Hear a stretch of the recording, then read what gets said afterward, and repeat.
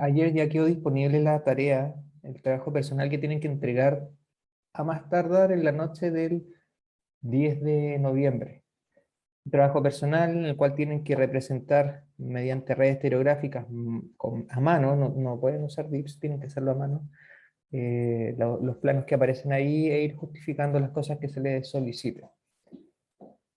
Si tienen dudas, ya saben que nos pueden contactar a mí, al ayudante, no hay ningún problema con eso.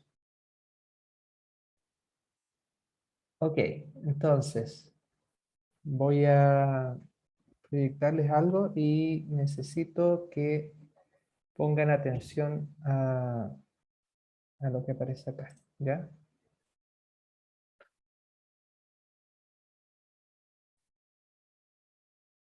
Ya. Lo primero, antes de iniciar la clase y todo, me gustaría que revisáramos este video. Pongan atención un poco más de un minuto de duración. ¿Se está viendo? Todavía no le he puesto play, pero se ve, ¿cierto? ¿Me confirman, por favor? Sí, profe, sí se ve. ¿Sí? ¿Se escucha? Ya, lo que estamos viendo acá es el muro de un rajo a cielo abierto que ha sufrido un pequeño deslizamiento acá. Acá se pueden ver los bancos, ¿verdad? Y aquí se ha derrumbado un poco. Quiero que pongan atención a lo que va a suceder ahora.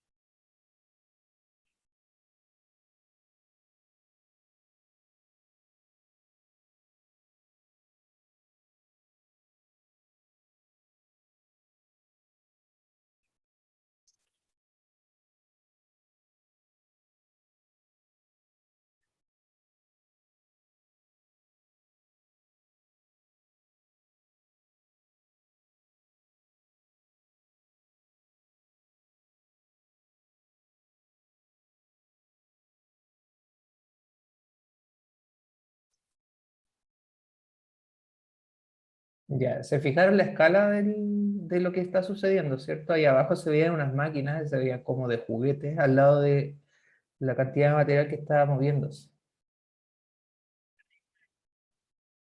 ¿Qué creen que pasó? ¿Por qué creen, o sea, qué creen que pasó aquí? ¿Qué me podría dar una idea de lo que sucedió?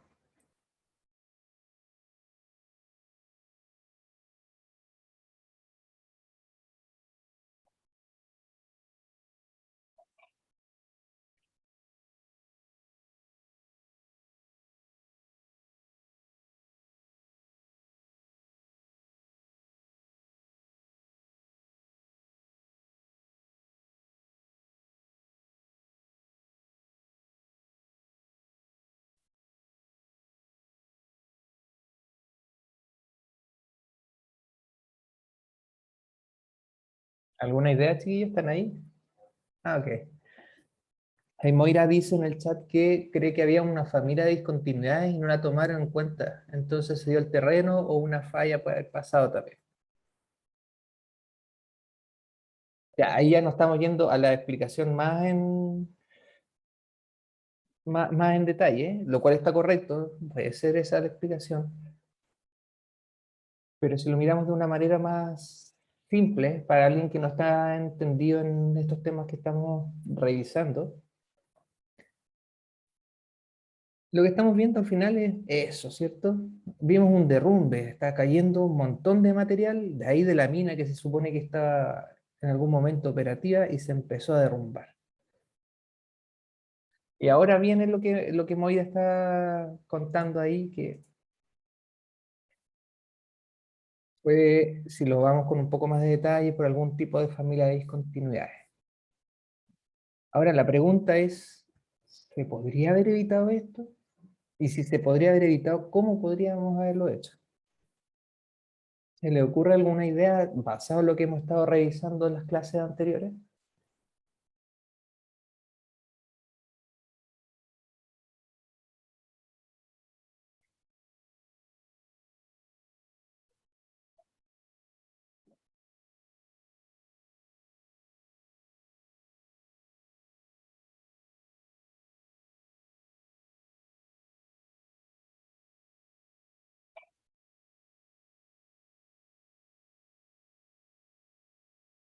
Puede responder Moira, puede responder Isidora o cualquiera de ustedes también, chiquillos, que están acá.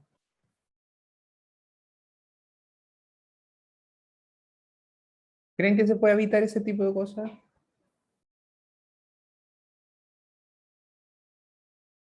Romina me dice que sí, que se puede evitar. Se podría evitar, Jordan también dice lo mismo. ¿Cómo podríamos haber evitado? ¿Se les ocurre qué podríamos? Ahí hay una idea de Isidora, con los índices de calidad de roca. Algo que ya hemos revisado antes, ¿cierto? Ver la calidad del macizo rocoso. Esa sería una buena idea, quizás algo con lo que partir. Ahí, bueno, ahí ya nos fuimos a soluciones estructurales, a esas soluciones, perdón, de diseño, más en profundidad. Jordan dice que cambiando el ángulo del banco o de las rampas. Ya, súper. Ya nos fuimos ahí con la solución en detalle. Si lo tratáramos de decir de manera más general, revisando lo que ustedes me han respondido, me hablaron de las discontinuidades, ¿cierto? Ahí dijeron que había una familia de discontinuidad que quizás generó eso o había una falla. Entonces, todo eso nosotros sabemos que son estructuras, ¿verdad? Nosotros hemos hablado de todo este tipo de discontinuidades que vamos a tener en macizo rocoso, estas estructuras, las cuales las podemos caracterizar. Y vamos a ver de qué nos sirve caracterizarla con su orientación en las distintas notaciones que hemos conversado. Vamos a vincularlo con lo que revisamos en las clases anteriores y vamos a avanzar un poquito más ya para, para prepararnos ya al certamen 2 que viene en 2 semanas más. Buenas respuestas, chiquillos. La clase de hoy en particular se refiere a lo que acabamos de ver en un inicio, o bueno, uno de los tipos o modos de falla que podemos encontrar en los macizos rocosos. Ya el video era como para motivarlos un poco, ¿por qué nosotros queremos analizar esto? Para que no sucedan cosas como lo que acabamos de ver. Acá hay otras imágenes, acá hay distintos modos de falla. Y cada uno va a estar asociado a distintos procesos, que es lo que vamos a ir revisando durante la clase. ¿Qué creen que es lo principal que predomina aquí, que genera que se caigan estas rocas o el banco completo, ¿cierto? El talud que tengamos.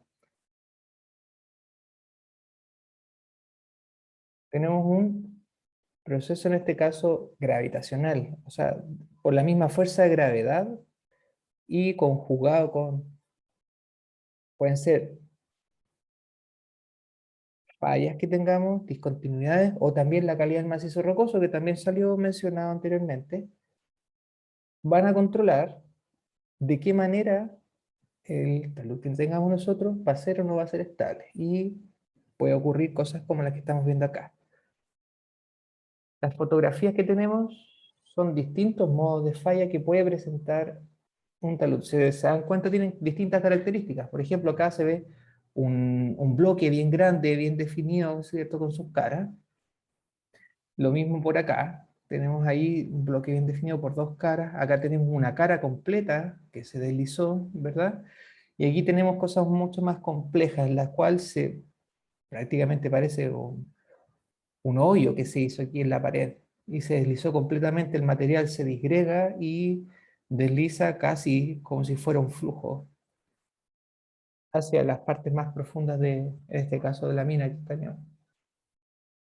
Ya vamos a ir analizando y revisando qué corresponde cada una de estas.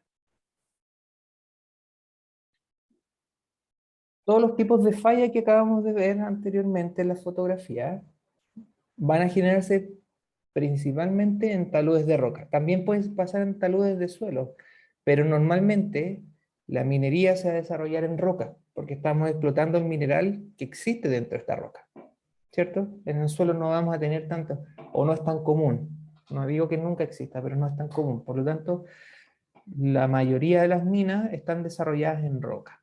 Entonces, en estos taludes de roca pueden ocurrir. Los taludes en roca como tal, los podemos encontrar en la naturaleza, ocurren de manera por procesos que no tienen ninguna intervención del humano. Las minas a cielo abierto o a rajo abierto, que tenemos varias acá en Chile y en el mundo también existen bastantes, también existen, y en distintas actividades de ingeniería que se vayan desarrollando, cuando se hacen excavaciones superficiales, cuando se construyen carreteras, se hacen cortes para los caminos, lo mismo para los ferrocarriles, cuando se están haciendo represas, es necesario excavar para colocar los plintos, las bases de los muros y ese tipo de cosas. Y en el desarrollo urbano e industrial también se va interviniendo el paisaje y se van desarrollando estos taludes de roca artificiales. Ahora, existen, como ven, muchos contextos. En particular a nosotros nos va a interesar el cielo abierto, ¿cierto? Curso de ingeniería en mina. Nos interesa mucho más y el contexto en el cual ustedes van a desarrollarse y pueden ver este tipo de cosas. ¿Ya? Acá tenemos taludes en roca, una mina que está bien desarrollada, ¿cierto? No tiene ninguna falla en este caso en la fotografía.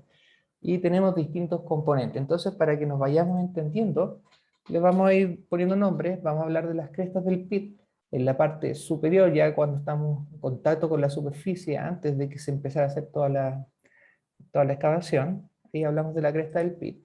Vamos a tener las rampas, por donde está la circulación de los camiones, las camionetas, bueno, vehículos en general.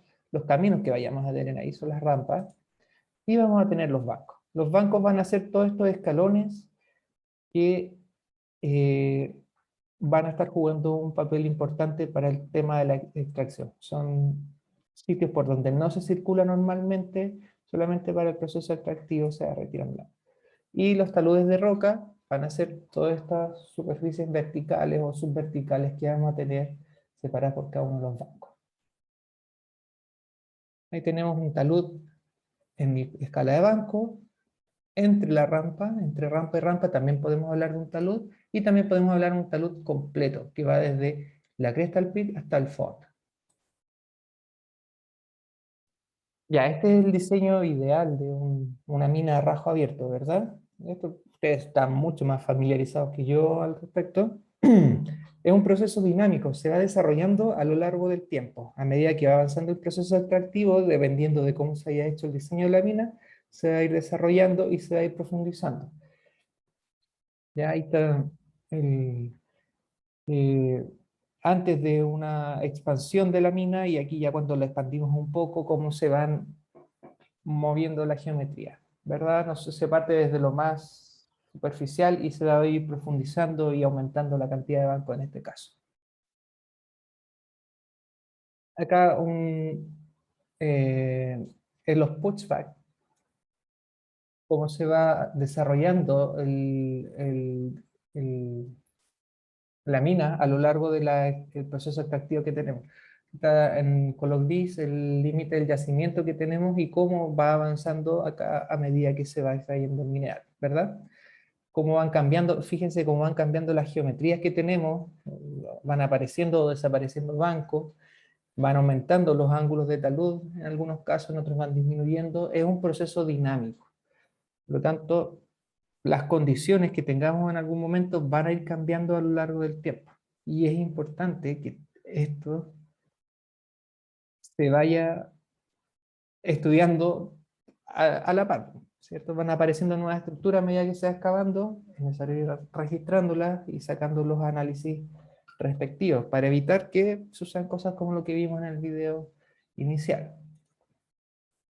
Dependiendo de cómo sea el cuerpo mineralizado, la expansión de la mina va a ir de manera diferente, ¿cierto? Si tenemos un cuerpo vertical, es muy fácil, lo vamos a tener siempre en el fondo del rajo, vamos a tener el cuerpo que se está extrayendo, es mucho más sencillo, pero normalmente no es así, sino que lo podemos tener de manera oblicua o incluso solamente en profundidad. Por lo tanto, dependiendo de la geometría que tenga, es cómo se va a ir expandiendo la mina o sea, extendiendo el pit de acá, del rajo. Algunos ejemplos muy conocidos para nosotros, ahí está Escondida, Chuquicamata, son minas de rajo abierto enormes. Acá tenemos otras, unas minas de diamantes ahí en Sudáfrica y también en Australia, una mina de oro. ¿ya? Hay para distintos procesos extractivos. Acá en Chile predomina, por supuesto, cobre y cobre molibdeno, ¿verdad? Pero existe para distintos tipos de procesos extractivos. Ya. Ahora esto yo necesito, ya basado en los componentes que mencionamos, las distintas partes geométricas que vamos a tener, porque esto nos vamos a estar refiriendo para todo el resto de la clase, y el análisis que vamos a estar desarrollando. Entonces, nosotros podemos ver distintas alturas y distintos ángulos dependiendo del componente que nos estemos refiriendo o la escala en la que estemos analizando la estabilidad de los taludes acá en el rajo. Podemos tenerlo a escala global, en el cual vamos a tener la altura que habíamos dicho desde la cresta hasta el fondo, ¿verdad? Esa es la altura, que al final es la altura completa del rajo. Y se puede trazar desde el borde una línea que sea aproximadamente, que pase con el ángulo completo que tiene todos los taludes, y tenemos un ángulo global, que es la sub-cero que aparece acá. Podemos estar en escala interrampa, recordemos que salen las rampas de acá. Entonces, entre cada rampa podemos tener ángulos y pueden ser distintos entre ellos.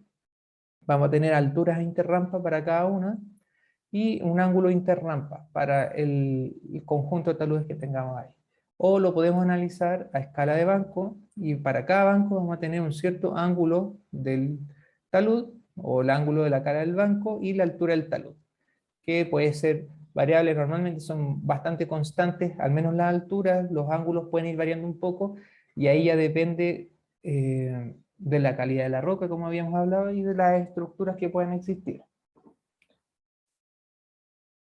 Si se fijan, el ángulo que tenemos nosotros va aumentando. De escala global es mucho más somero, es menos pronunciado, o más horizontal, si lo quieren ver de otra manera. El interrampa va a ser un poquito más grande y el ángulo del banco es mucho más pronunciado. ¿Por qué creen que es esto? ¿Alguien se le ocurre? ¿Tienen alguna idea?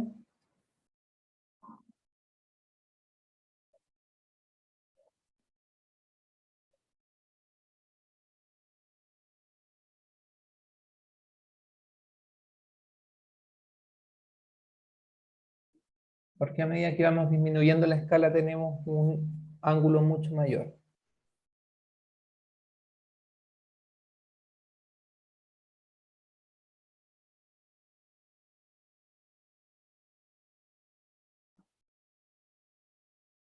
Los leo, los escucho.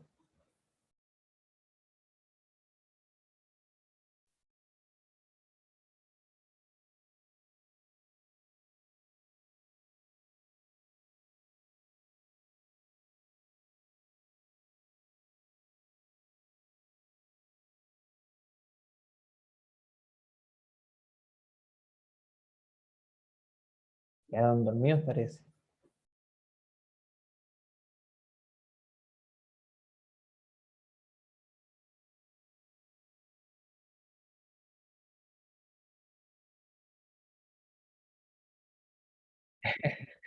Bueno, ahí Romina me dice que no sabe. No hay problema. Si no, no se les ocurre, no hay ningún problema. Era por si alguien tenía alguna idea al respecto. Bueno, nos vamos a ir dando cuenta que no, se los voy a responder al final de la clase. Dejémoslo ahí en interrogante. ¿Por qué va aumentando el ángulo a medida que disminuimos la escala?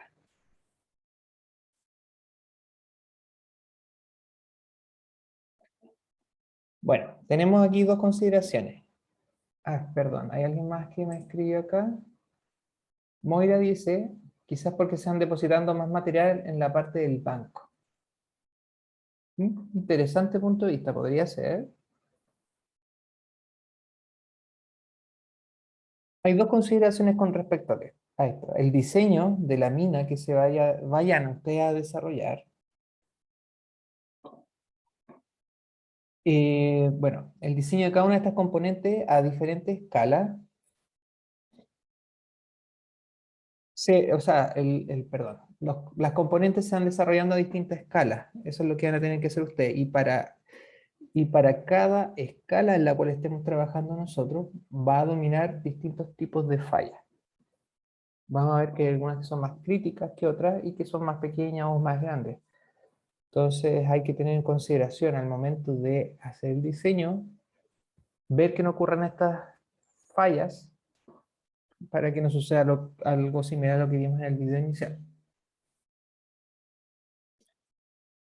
¿Cómo se va evaluando y cuándo, mejor dicho, se va a evaluar la estabilidad de taludes en una mina? Consideremos las distintas etapas de construcción de una mina. Inicialmente debe existir un descubrimiento que se hace mediante la exploración.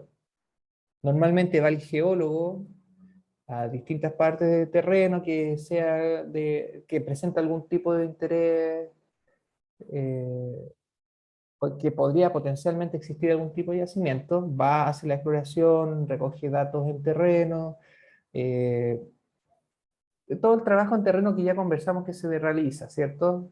Parecido a lo que vimos en la primera prueba. Quizá un poquito después de lo que vimos en la prueba, pero va a los distintos sectores, analiza también por imágenes satelitales, encuentra puntos de interés, va a visitarlos y va recolectando muestras y datos y con eso puede en algún momento descubrir algún yacimiento. Cuando ya se encuentra el lugar donde existe algún tipo de mineralización, es necesario realizar un montón de estudios para que el proyecto sea viable, ¿cierto? Se hacen perfiles, se hacen estudios de prefactibilidad y se ve el tema económico y estudios de factibilidad también. ¿Ya?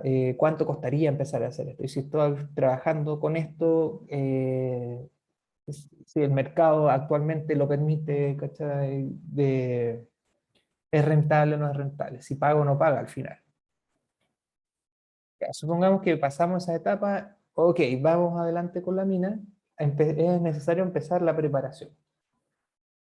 ¿Cómo va a ser la operación? ¿Cómo se va a ir expandiendo lo que hemos estado hablando? ¿Cierto? ¿Cómo vamos a ir desarrollando estas geometrías que estamos viendo?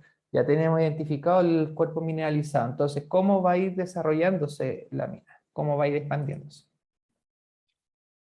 Y ya después de que terminamos y explotamos todo lo que tenemos nosotros, viene todo el abandono del proyecto del cierre. Es necesario, mediante la normativa chilena, seguir una serie de reglas como para asegurar de que lo que vamos a dejar ahí no afecta al medio ambiente. ¿Ok? Entonces son todas estas etapas, desde el inicio, el descubrimiento, hasta el abandono del yacimiento cuando ya se explotó todo lo que se podía explotar. ¿En qué momento nosotros vamos a evaluar la estabilidad de taludes? Lo vamos a tener en el estudio del proyecto. Se van a hacer unos primeros diseños, ya se van a diseñar los taludes de la manera más óptima posible, la cual asegure que no necesitemos invertir tanto dinero para poder conseguir nuestro objetivo. Depende mucho el ángulo con que vayamos a colocar. Aquí, uno de los motivos de qué depende el ángulo, yo lo que les preguntaba, normalmente nosotros vamos a querer excavar la menor cantidad posible, sacar la menor cantidad de material posible, porque eso significa menos tiempo interviniendo en la roca, menos cantidad de material que tenemos que movilizar. Y eso se reduce, o sea, eso se traduce en una reducción de costes, ¿cierto? Entonces, mientras mayor sea el ángulo del talud que yo estoy desarrollando, voy a tener que quitar menos roca para poder extraer el mineral que después voy a estar procesando, ¿cierto? Entonces, normalmente se busca el equilibrio entre la parte económica y la parte de estabilidad del talud. Se necesita encontrar el equilibrio, donde hasta qué ángulo yo puedo colocar cada uno de estos bancos para asegurar de que no se vayan a caer y que vaya a gastar la menor cantidad de dinero posible. Porque la manera más sencilla es simplemente hacer un hoyo y que todo vaya quedando plano todo el momento, y ahí no se me va a caer nunca nada, pero va a ser carísimo. Y también en la etapa de preparación, durante la operación y la expansión, a medida que se va excavando, es necesario verificar la seguridad de la mina, que no sucedan cosas como el video que vimos al inicio. ¿Ya? Hay que analizar la seguridad de la mina, los riesgos o los peligros de inestabilidad de los taludes existentes a medida que se va desarrollando, que no se nos vengan abajo. ¿Cuáles son los objetivos de un buen desarrollo, o sea, de un buen diseño de los taludes? El objetivo principal es, por un lado, minimizar el riesgo relacionado a la seguridad de los operadores del equipamiento. No queremos que muera nadie, no queremos tampoco que se dañe la maquinaria, porque eso también nos significa una pérdida de dinero para el proyecto, lo encarece, ¿cierto? Y también queremos optimizar el rendimiento económico de la mina. Quiero gastar la menor cantidad posible para obtener el mayor beneficio posible, ¿verdad? Entonces, ¿qué es lo que hacemos? Diseñamos taludes que sean estables durante el tiempo de vida de la mina. Nosotros tenemos que calcular, considerando si la mina va a durar 100 años, se proyecta 100 años, el talud no tiene para qué durar más de 100 años. Podría ser un talud que dure 1000 años y no se vaya a caer, pero que tampoco tiene mucho sentido si el proyecto no va a durar tanto. Entonces, tiene que ser estable durante el tiempo de vida de la mina. Hay que maximizar la recuperación de mineral y minimizar la eliminación de desechos, que al final son dos implicancias económicas que yo le estaba mencionando. ¿Ya? Ahí tenemos la mena, la cual que queremos alcanzar, y esta es la roca que es la ganga, que no vale nada, y es la que estamos quitando y excavando. Entonces, queremos quitar la menor cantidad de ganga para no perder tiempo, no perder recursos quitándola, y sí llegar a la parte de la mena para poder extraerla. Entonces, el diseño de taludes tiene que ser estable a todas las escalas, a escala de banco, de interrampa o del pit completo, o sea, del rajo completo, y se busca hacerlo lo más inclinado posible, pero que sean estables. Ese es nuestro objetivo finalmente. En el diseño que estamos desarrollando, tenemos que asegurarnos de que no vaya a fallar, pero que le podamos exigir lo máximo a la roca antes de que se falle. Y así nos aseguramos de que se maximice la recuperación y se minimice la eliminación de desechos. ¿Hasta el momento me siguen con la idea o hay algo raro, algo que les cause ruido de lo que hemos estado conversando? ¿O continúo? Hasta ahora todo se entiende, profe. Ok. Ya, y también por el chat, también Romina dice que se entiende todo. Ya, bacán. Continúo entonces.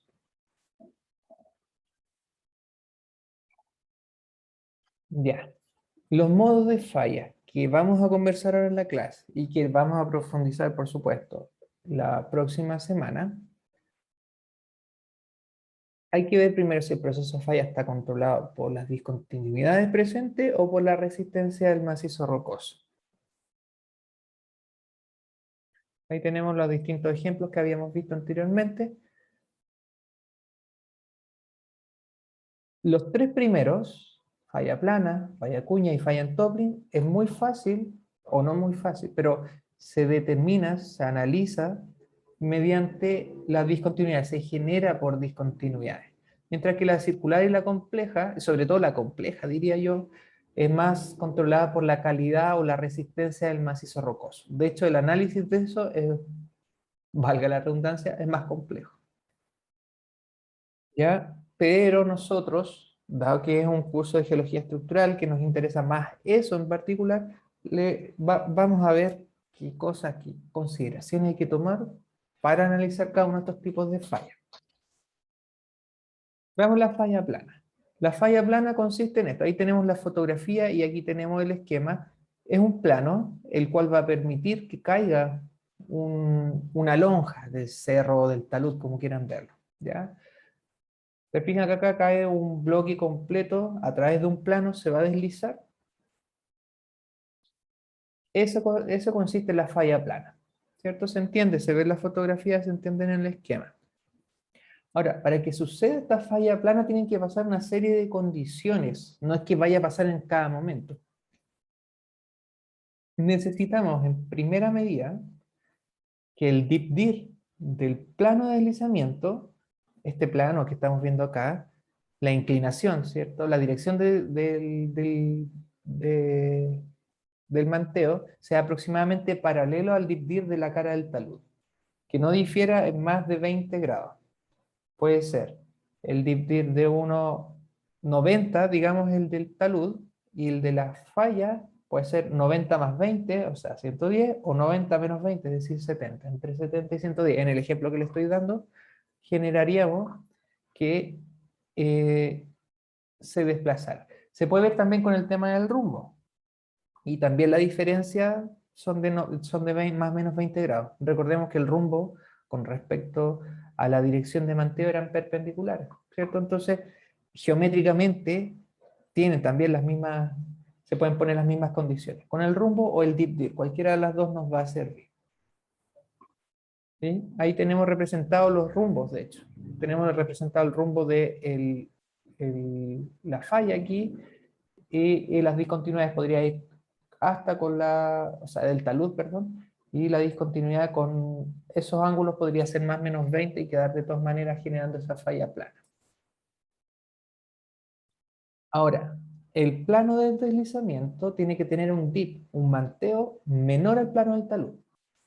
Quiere decir que una discontinuidad que sea con un ángulo mayor, más pronunciado que el plano, no va a generar una falla plana.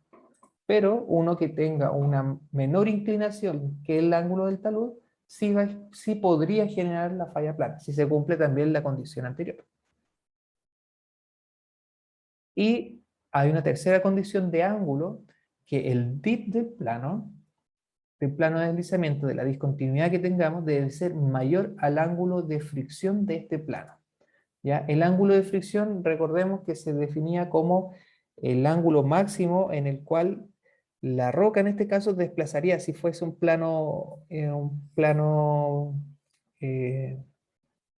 inclinado, el típico problema de física, ¿cierto? Si nosotros colocáramos un fragmento de roca sobre un plano inclinado, hasta un cierto ángulo no se va a deslizar y sobre ese ángulo deslizaría. Y eso es lo que pasa acá. Si tenemos una discontinuidad que tiene un ángulo mayor al ángulo de fricción de este plano, sí se va a poder desplazar debido a aquí a la descomposición de la fuerza del peso. Eso no vamos a ver esa parte más geométrica o más física, pero sí es mayor al ángulo de fricción. La línea gris representa el ángulo de fricción de la roca. Y hay una cuarta condición que normalmente no se incluye mucho en la literatura. Perdón. Si la discontinuidad tuviera un ángulo menor que el ángulo de fricción, ahí tampoco va a deslizar. Y una última condición que no siempre sale mencionada en la literatura, que la parte superior de la falla tiene que intersectar en este caso podría ser acá el banco, o podría generarse algún tipo de grieta de tensión. Si la discontinuidad va de aquí a acá y atraviesa completamente, en este caso sí se generaría la falla. O si la discontinuidad no alcanza a aflorar en superficie, pero debido al mismo peso que está ejerciendo esta cuña de roca se va a empezar a bajar, se genera esta ruptura, esa grieta de tensión o de tracción, y va a permitir que se libere el bloque. ¿Ya? Entonces estas cuatro condiciones se tienen que cumplir para que ocurra una falla plana. Las fallas planas van a estar dependen principalmente de la resistencia de las discontinuidades. Ya aquí nos interesan las discontinuidades principalmente, lo que yo les decía anteriormente. Es una falla controlada por las discontinuidades. Y la escala en la que la vamos a ver normalmente va a ser en escala de banco e interrampa. ¿Ya? O sea, acá tenemos las dos rampas. Puede pasar en esta escala completa, caigan todos estos bancos, o podría ser en el banco en particular. A escala de mina, a escala global, es difícil. Creo que no existen casos de que vayan a suceder, porque normalmente los ángulos que se utilizan son mucho más bajos y tendríamos que tener una discontinuidad que sea muy larga, que atraviese todo el rasgo para que pueda generarse este tipo de fallas. Por eso pasa en escala de banco y de interrampa.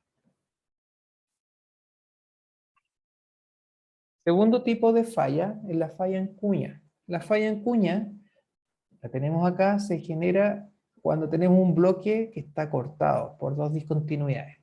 ¿verdad? Tenemos una discontinuidad por acá y otra por acá, y eso permite que se genere una cuña y esa desliza. Acá se ven las dos paredes o las dos discontinuidades que han generado la cuña. Se ocurre, condiciones de ocurrencia tienen que sí o sí intersectarse dos discontinuidades. Ahí tenemos tres fotografías, ese de hecho tiene tres, ahí tenemos dos también. Ya, entonces ahí tenemos una discontinuidad que está cortando el plano hacia adentro, si lo queremos ver, y otro que va hacia el lado izquierdo del talud. Si se fijan, ahí se generó una cuña completa. Ahora, como son la intersección de dos planos, necesariamente esos dos planos se van a cortar y van a formar una línea. Esa línea, vamos a comparar el plunge de esa línea, o que equivalente al manteo del plano, lo habíamos visto, que tiene que ser menor que el plunge que tenga la cara del talud. Si el talud tiene un manteo, no sé, de 90, la línea tiene que ser de un ángulo menor a 90, que va a pasar siempre. El talud tiene 80 grados, el plunge tiene que ser menor a 80 grados. Y tiene que ser necesariamente el plunge de esta línea de intersección también mayor al ángulo de fricción. Es muy parecido a lo de la falla plana, pero ahora se analiza esta línea con respecto no una discontinuidad, sino que la línea que se genera a través de la intersección de dos discontinuidades. Ahí tenemos ahí estaría la línea representada. O sea, perdón, tenemos ahí las dos caras representadas y ahí vamos a tener la cuña completa que se está deslizando a lo largo de esto, ¿cierto? Ahí tenemos las dos caras y esa corresponde a la línea que se está mencionando, la línea de acá, o la línea de acá que está representada. Entonces esa es la que se le mide el ángulo y se compara con el ángulo del talud.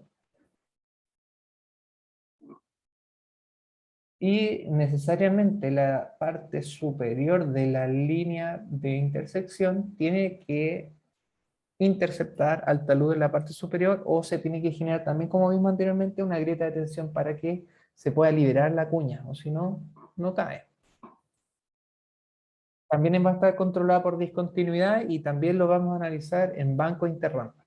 Las fallas en cuña y en plano son las más comunes que suceden en la mina,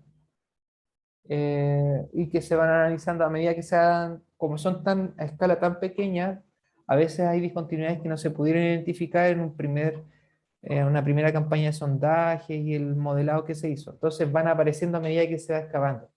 Por eso estas son bien críticas y es necesario ir identificándolas apenas vayan saliendo todos los seres estructurales, todas las estructuras que vayan apareciendo, para ver si generan este tipo de fallas. Tercer tipo de falla es el falla en toppling o en dominó, que también se les dice. Caen lonjas desde el talud hacia afuera, así como si fuera un pan de molde, una cosa así. Tenemos varias estructuras que son casi paralelas entre sí y se van cayendo como un dominó hacia adelante. ¿Cuáles son las condiciones de ocurrencia del toppling? Ocurre normalmente cuando tenemos planos de estratificación que son bien definidos, o también juntas o diaclasas que se van a extender hacia la pendiente, o sea, van en contra de la pendiente. Si la pendiente de esta va para acá, del talud, las discontinuidades o estos planos van en sentido contrario.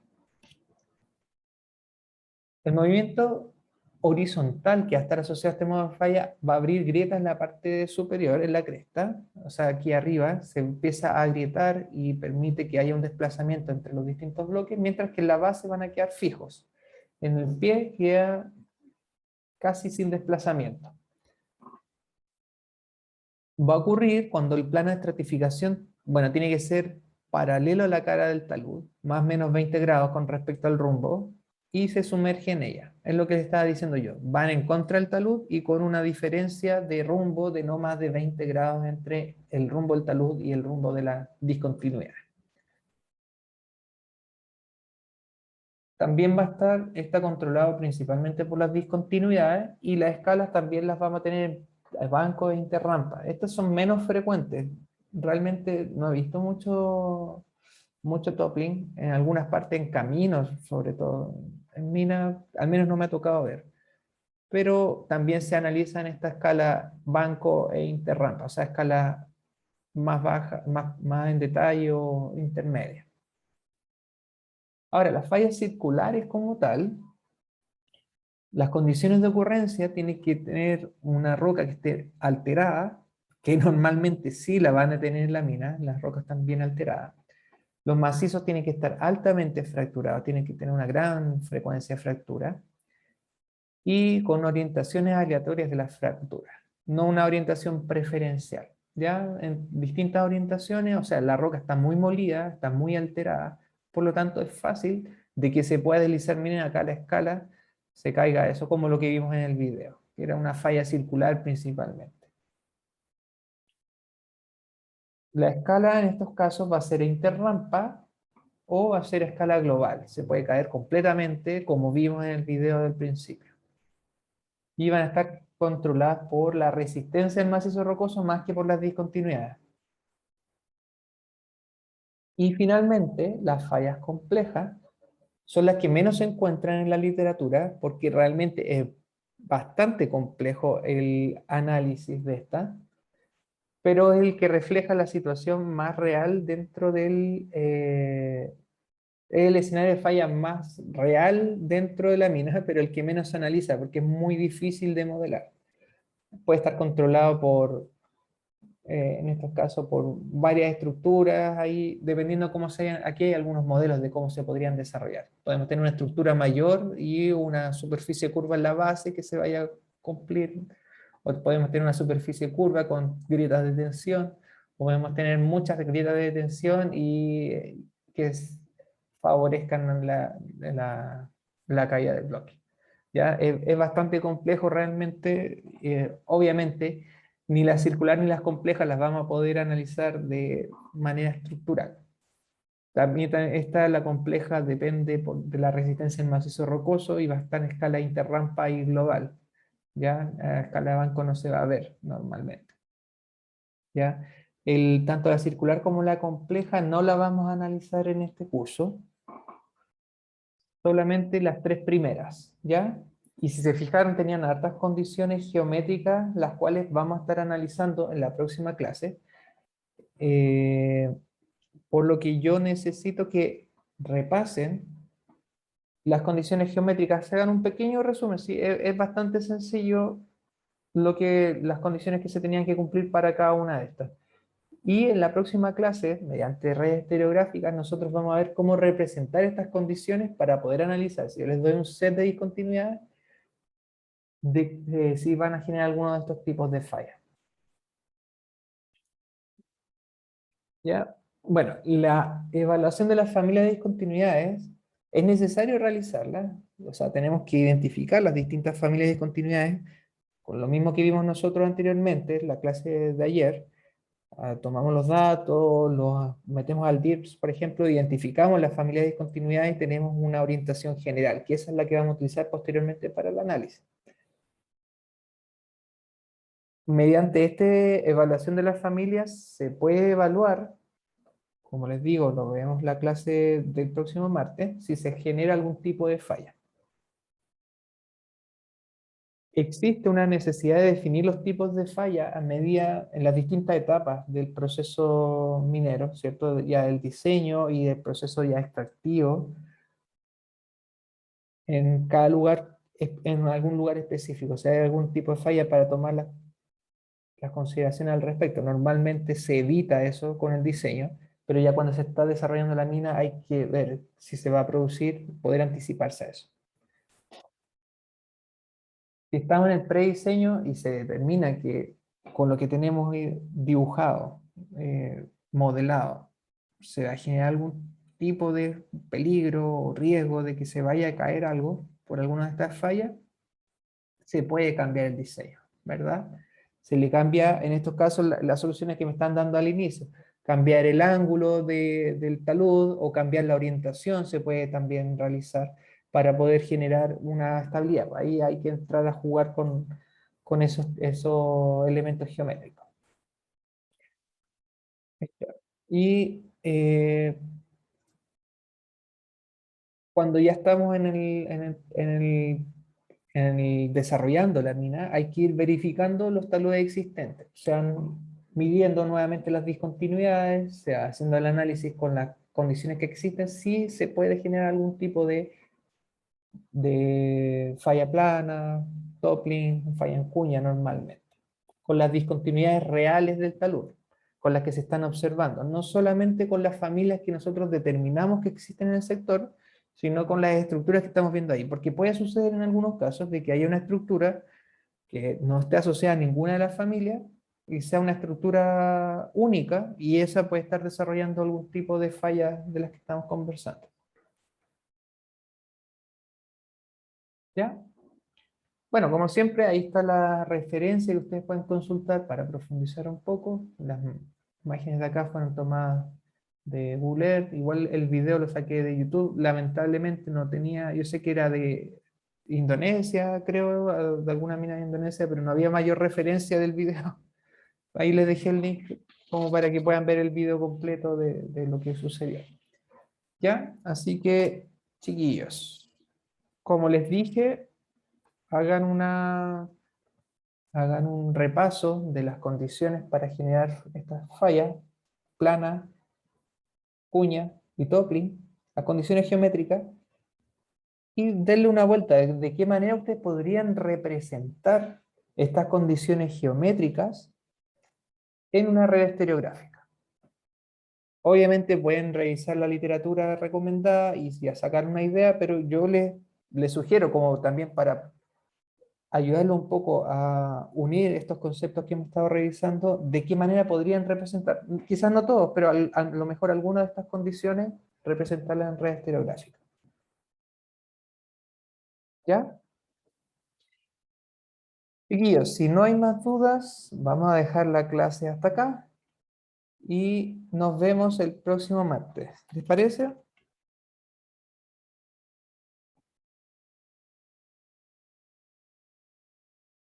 Vale, profe. Dale. Oye, acá Isidora me está preguntando con respecto a la tarea, aprovecho de responder al tiro esto porque les puede servir a sus compañeros también. ¿Cómo un plano no podría existir? A ver, creo que puedo poner una pantalla acá, puedo poner una pizarra. Allá, ahí está. ¿Cómo un plano no podría existir? Se supone que con las notaciones que le estoy dando, por ejemplo, si yo tengo a ver, voy a dibujar el... Oh, me quedó súper bueno. Norte-sur, oeste-este, ¿verdad? Si tengo un plano que tiene un rumbo norte-sur, ¿verdad? Nosotros sabemos que un plano que tenga un rumbo norte-sur, su manteo o su dirección de manteo debería ser al este o al oeste, ¿verdad? Y estaría con 90 grados. Es decir, ya, supongamos en el caso que estoy poniendo yo, el manteo va para allá. ¿Cierto? Un manteo hacia el este. Ya, esperen, voy a hacer un ejemplo mejor para poder abarcar más de uno. Voy a borrar. ¿Puedes hacer dos? Ya, más fácil. Ahí está, miren. Tengo un plano que tiene un rumbo norte, no sé, 30 al este, ¿cierto? Norte 30 al este.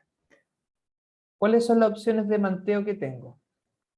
Que el manteo vaya hacia el sureste, ¿verdad? Que vaya en esta dirección, o que vaya en la dirección de acá, ¿verdad? Hacia el noroeste o hacia el sureste. Un manteo imposible, por ejemplo, sería hacia el noreste, porque el noreste es el rumbo, o hacia el suroeste, porque también coincide con el rumbo y tiene que estar a 90 grados. Ese serían ejemplos de un manteo, o sea, de un plano que no existe. Porque no puede tener un manteo que sea distinto al noroeste o al sureste en el ejemplo que estamos viendo acá. ¿Te responde la duda?